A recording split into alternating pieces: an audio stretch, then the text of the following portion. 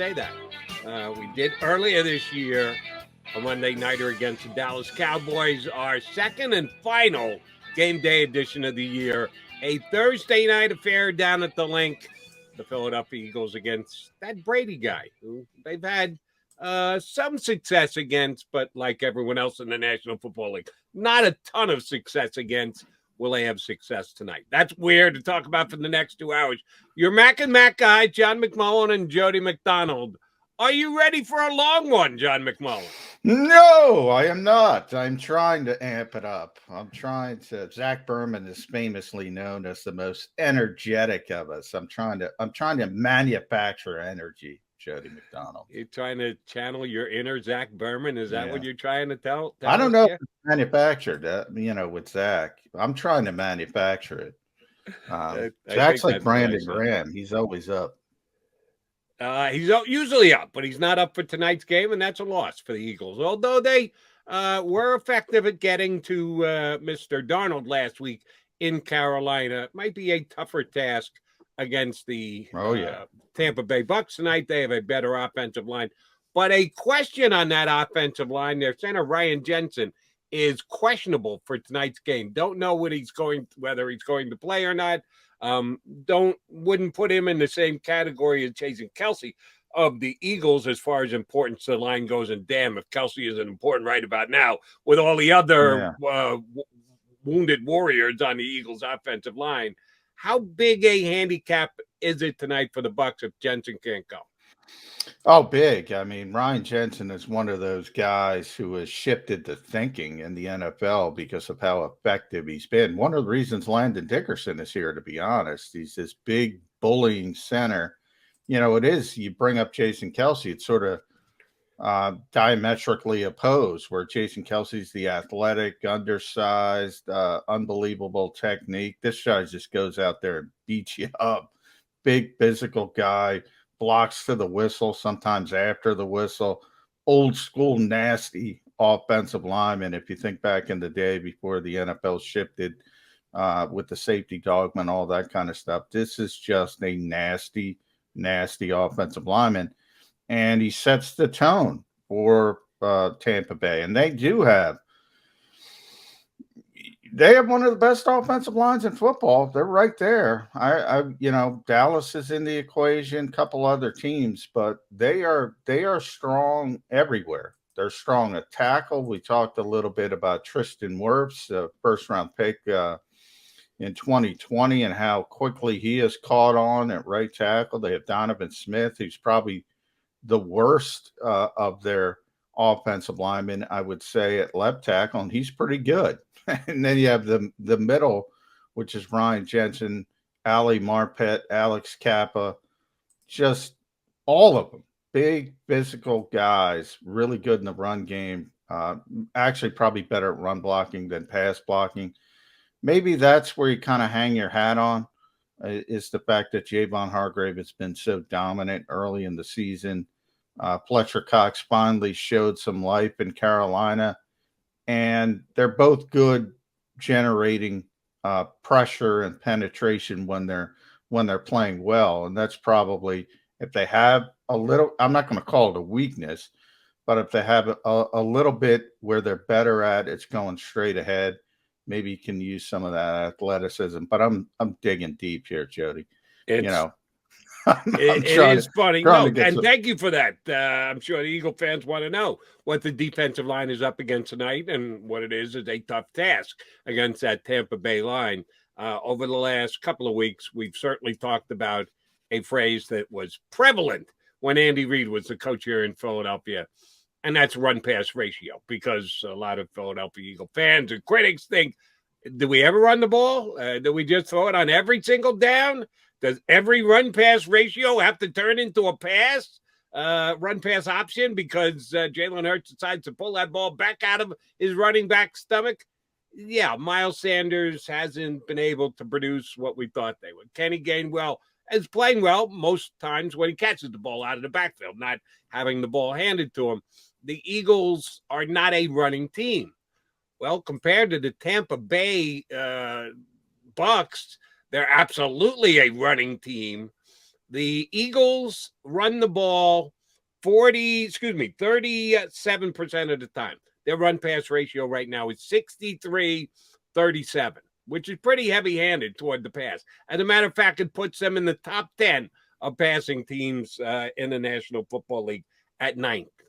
The number one passing team in the National Football League, that would be the Tampa Bay Buccaneers, who throw it 70% of the time. Man, oh man, do they like to throw. When you got a guy like Brady pulling the trigger, it's probably a pretty good idea. Probably a pretty good game plan. And with all the weapons they have, yes, this is a team's going to throw the football. You don't see any changes in that tonight, do you, John? You think the Bucs? No. I mean, 70. Yeah, you mentioned it. You have Tom Brady. You use Tom Brady. I mean, Jonathan Gannon was talking about it when he's talking about scheme, defensive scheme, and talked about how you're going to use Tom Brady. You're not going to use him in an RPO. If you have Tom Brady, you accentuate what you have, and that's throwing the football. And then part of it is talent driven, and the fact that they don't have a great running back room.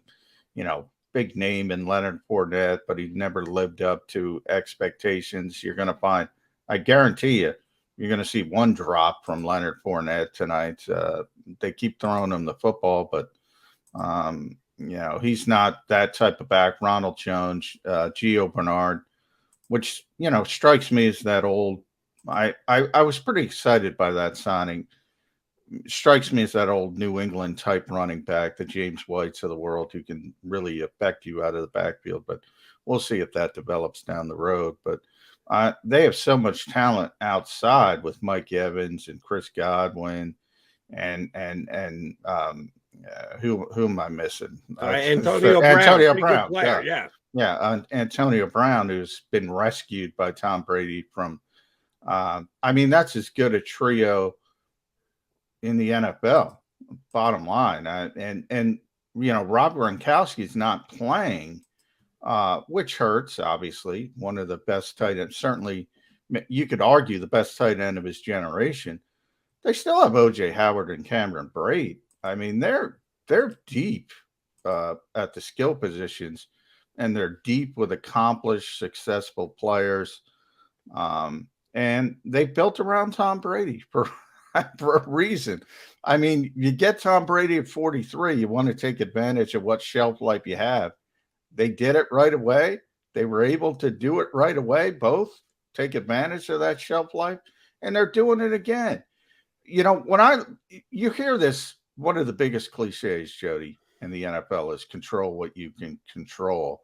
And especially on these weeks, these short weeks, I like to call them KISS weeks, not the band, not Gene Simmons. Keep it simple, stupid week. You tend to fall back into your DNA as a team. You can't really spend time doing a lot of fancy things preparing for the opponent. That's bad news this week. So you kind of hope your other things, travel on the short week, trap game. People have brought that up. I've explained it like this. If Tampa Bay shows up with their A game, you're done. You're cooked. So you have to hope it is a trap game for them. You have to hope they're affected by some of these outside things and they play a C game or a D game. And then maybe you can get into the football game. And that's not where you want to be. You want to control what you can control. Now you got to hope the other team is showing up and dealing with some things. And remember, this team has a Super Bowl contender. So everyone says, well, you can afford to lose. You can't afford to lose if you're a Super Bowl contender, because you're not fighting against just your opponent that week. You're fighting to get that number one seed, which is more meaningful now than ever because they expanded the playoffs. So only that number one seed gets that all-important bye. So they got to think about the other teams. They got to think about Green Bay. They got to think about Arizona. It's more difficult to have that kind of letdown, and they're always on guard for it. Couple reasons that I don't buy the trap game angle for this game. And again, I've been watching these games for a long time, sneaking up on 50 years just as a fan, but 30 plus years as a member of the media. A trap game is usually when a team has a major game to look ahead to the next week. And I think trap games are more often home games because you take a team lightly. What trap equals to me is taking a team a little too lightly, looking ahead to the next game. Well, I don't think the Bucs are taking the Eagles too lightly. At least Tom Brady said all the right things, gave the Eagles well, they mucho always say the props. right things. So did Brady Bruce. does. But I think the entire team on the road, short week, I think they're stone cold focused. So I don't buy that. And next week, if they had the Saints or someone in the division, Carolina, who is hanging tough at above 500, no, they got the Bears next week. And the Bears and the Eagles are two very similar teams, as a matter of fact. So I don't buy the whole trap week theory. If you're looking to generate ways to think the Eagles can be competitive in this game, if they're going to be competitive, it's going to be because they have to play their A game or their A game plus. And you mentioned the wideouts that the Bucs have. They are the only team in the National Football League that have 3 wide receivers who have over 300 yards through 5 games. That's it. There's one team in the NFL that has 3 wide receivers over 300 yards at this stage of the season, and that's Tampa. We know how good their guys are. But they've got a 4th guy, Tyler Johnson, second-year wide receiver, who's filled in this year. Chris Miller got hurt early in the season, is on IR right now. He's done a pretty nice job of being a playmaker, and Brady's not afraid to throw it to him. And because they are down a tight end with Gronkowski, now they've got good backup tight ends. The Eagles a little bit more harshly stretched with the fact that Dallas Goedert may or may not play. You'll probably have to tweet it out, John, at some point this afternoon as to whether Goedert is going to be able to pass the COVID protocol and be able to play tonight. Doubtful is the way they describe it. I would the same, but until we know for sure, we don't know for sure. If they do go to 4 wide receivers sets tonight, which Tampa does from time to time, we know that Jonathan Gannon said, we're not a dime team right now. They haven't played dime at all this year. They've never gone to 6 defensive backs on the field, any one snap. If they realize tonight, we better do this because Tampa's got this much talent on the outside, who's the extra DB that gets on the field? Do they go 3 safeties? Is Marcus Epps the guy that comes out? How do they, if they feel the need, and they might not, and if they don't, Tom Brady's pretty good at this quarterback game. He's going to find the mismatch, whatever linebacker is covering whatever guy the Bucs are putting into the pattern. Assuming they do go dime for at least a play or 2 tonight, who's going to be the extra DB on the field for him? Yeah, it's interesting. They could go big nickel, what Jim Schwartz used to call it, put the extra safety in. I think because of the veteran sort of nature of Marcus Epps, he's played more. That might be the route they go. Obviously Zach McPherson as a rookie, that's tough against Tom Brady. They could go that route. I would think they'd be more comfortable with Epps. But again, I think I brought this up earlier this week. If you're going to play zone, and this has been a zone team, yeah, I don't know if it matters that much.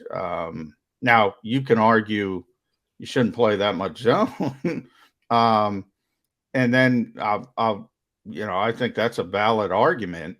But I don't think playing dime and zone is going to help you more than keeping a linebacker on the field. In fact, it'll probably hurt you more. Because if anything, you're a bad run support team to begin with, and nobody can read a box better than Tom Brady. And even though they're not a running team, as you mentioned, he will take it if you give it to him. So I don't know if it matters with the way they've been playing. Now, if they change it up and they want to throw a curveball and they want to play a lot of man coverage, then yeah, you gotta get a corner on the field, and you gotta throw Zach McPherson into the deep end of the pool. If they go 4 wide and 1 back, you don't think Brady's going to eat that zone alive? Yeah, I do. But I think they're going to play zone. Yeah, I think I don't like zone. I think people often I hated the cover 2 when Tony Dungy was successful with it. I hated that defense because I thought you needed Hall of Fame players for it to succeed, which the cover 2 teams that succeed, Tampa would be the most obvious. You had difference makers at all 3 levels, Hall of Famers at all 3 levels. The key being the linebacker, Derek Brooks, it was in Tampa Bay, who might be the best ever cover 2 linebacker, to be honest. Right. When you have Derek Brooks, yeah, all right, I'll play it. Brian Urlacher for years in Chicago, early in his career, was like that as well. Not a long list. Not a long list. And who is the Derek Brooks / Brian Urlacher of the Eagles cover 2 defense? Exactly. So I don't like it. I don't like the defense. But what I'm telling you, if you're going to play that defense, it probably hurts you even more to take a linebacker off the field. That's all I'm saying. And I understand the philosophy that you're laying out, but then I look at the talent that is on the Eagles side of the ball. And is it best to play this defense with the talent you had? I was impressed with Jonathan, and I thought he said some really smart things this week about his defense and not trying to put the square peg in the round hole, and I explained why. Well, we don't really have a scheme. When I said that, here's what I really meant, that he needs to stay fluid, that he gives props to his opponent, that he's not so obnoxious and bullheaded that here's my defense, this is what we do, this is what we play. No. Your opponent changes week in and week out. Their strengths change week in and week out. Well, I'm judging the strengths of the Tampa Bay Buccaneers, and they're pretty damn strong. It scares me that if that's what they're going to do, we're going to sit back in zone. We're going to keep everything in front of us. Well, then Tom Brady is going to surgically pick you apart, take it down the field, and stick it in the end zone about 4 or 5 times tonight.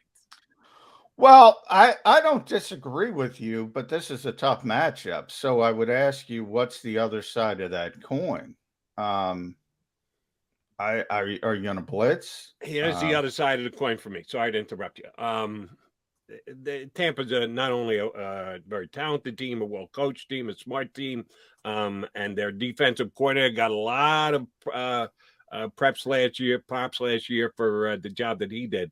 Although, believe me when I tell you, he's not a head coach. Some people can't believe, how is he not getting an interview for head coaching position? Well, we saw him as a head coach for the New York Jets, and it didn't go well.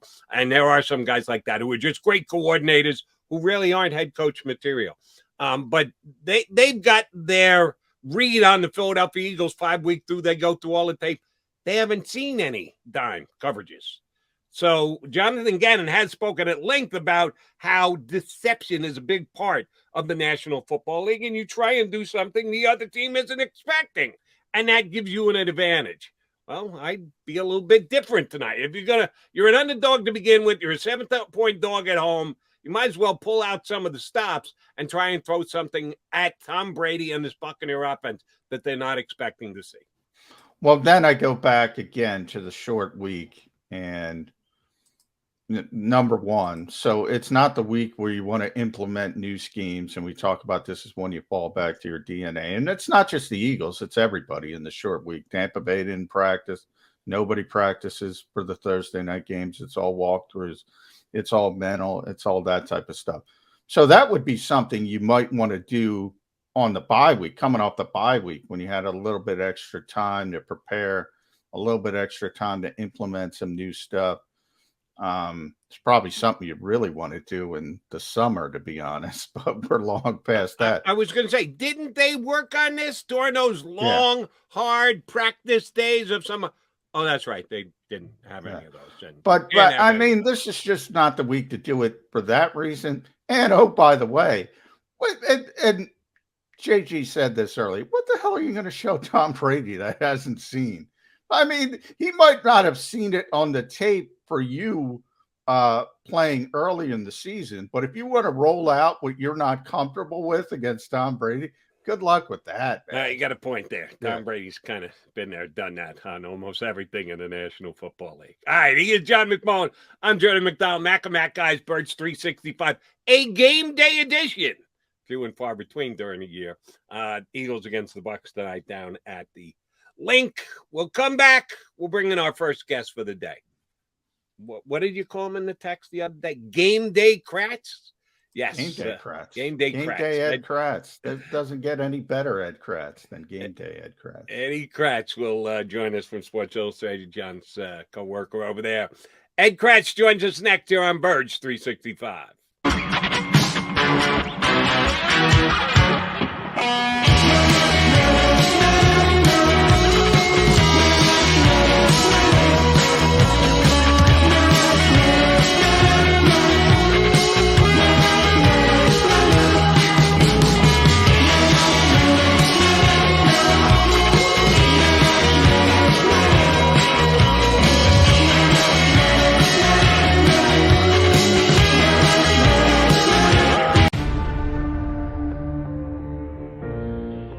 When it comes to the fight against insurance companies, large corporations, and the healthcare industry, injured victims are always the underdog.